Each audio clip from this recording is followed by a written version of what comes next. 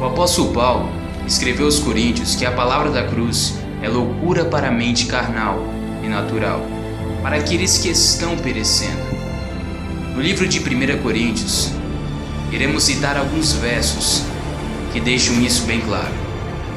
Capítulo 1, verso 18. Porque a palavra da cruz, ela é loucura para os que perecem, mas nós, que somos salvos, é o poder de Deus. Verso 21. Visto como na sabedoria de Deus, o mundo não conheceu a Deus pela sua sabedoria, aprove Deus salvar os crentes pela loucura da pregação. Verso 23. Mas nós pregamos a Cristo crucificado, que é escândalo para os judeus e loucura para os gregos. Capítulo 2 de 1 Coríntios, verso 14. Ora, o homem natural não compreende as coisas do Espírito de Deus, porque lhe parecem loucura, e não pode entendê-las, porque elas se discernem espiritualmente. Capítulo 3, verso 19 de 1 Coríntios. Porque a sabedoria deste mundo é loucura diante de Deus, pois está escrito: Ele apanha os sábios na sua própria astúcia. Ele mesmo, quem, Paulo, foi chamado de louco por Festo, quando lhe anunciava esta palavra. Atos capítulo 26, versículo 24. E dizendo ele isto com sua defesa, em sua defesa disse Festo em alta voz: Estás louco, Paulo? As muitas letras te fazem delirar. Pouco antes, ao passar por Atenas, havia sido motivo de escárnio dos filósofos epicureus e estoicos, porque ele estava anunciando a cruz e a ressurreição. Observe em Atos capítulo 17, do verso 18 ao 32. O evangelho sempre parecerá loucura para o homem não regenerado. Todavia, não há de que nos envergonharmos se formos considerados loucos por anunciar a cruz e a ressurreição. Como Pedro escreveu, se formos sofrer, que seja por sermos cristãos e não como assassino, ou ladrão, ou malfeitor, ou como qualquer que se intromete em negócio dos outros. 1 Pedro 4, do verso 15 e 16. Na mesma linha, na carta que escreveu aos Coríntios, o apóstolo Paulo, a certa altura, pede que eles evitem parecer loucos. Se, pois, toda a igreja se reunir no mesmo lugar, e todos se puserem a falar em outras línguas, no caso de entrarem doutos ou incrédulos, não dirão porventura que estáis loucos? 1 Coríntios 14, 23. Ou seja, o apóstolo Paulo não queria que os cristãos dessem ao mundo motivos para nos chamarem de loucos, a não ser pela pregação da cruz.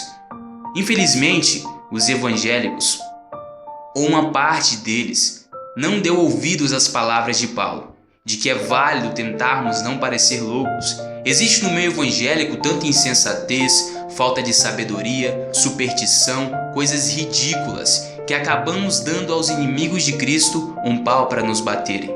Somos ridicularizados, desprezados, nos tornamos motivo de escárnio, não porque pregamos a Cristo e a este crucificado, mas pelas sandices, tolices, bobagens, todas feitas em nome de Jesus Cristo. O que vocês acham que o mundo pensa de uma visão onde galinhas falam em línguas e um galo interpreta falando em nome de Deus, trazendo uma revelação profética a um pastor? Podemos dizer que o ridículo que isto provoca é resultado da pregação da cruz? Ou o pastor peão, que depois de falar em línguas e profetizar, rodopia como resultado da unção de Deus? Ou ainda a unção do leão supostamente recebida da parte de Deus durante um show gospel, que faz a pessoa andar de quatro como animal no palco? Eu sei que vão argumentar que Deus falou através da burra de Balaão e que pode falar através dos galinéucios ungidos, os galináceos ungidos, mas a diferença é que a burra falou mesmo. Ninguém teve uma visão em que ela falava. E deve ter falado na língua de Balaão e não em línguas estranhas. Naquela época faltava profetas. Deus só tinha uma burra para repreender o missionário Balaão. Eu não teria problemas se um galinheiro inteiro falasse português na falta de homens e mulheres de Deus nessa nação. Mas não me parece que este é o caso. Sei que Deus mandou profetas andarem nus e profetizarem, e fazerem coisas estranhas, como esconder cintos de couro para apodrecerem. E ainda mandou outros comerem mel silvestre e gafanhotos e se vestirem de peles de animais. Tudo isso fazia sentido naquela época, onde a revelação escrita, ou seja, a Bíblia, não estava pronta, e onde estes profetas eram os instrumentos de Deus para a sua revelação especial e infalível.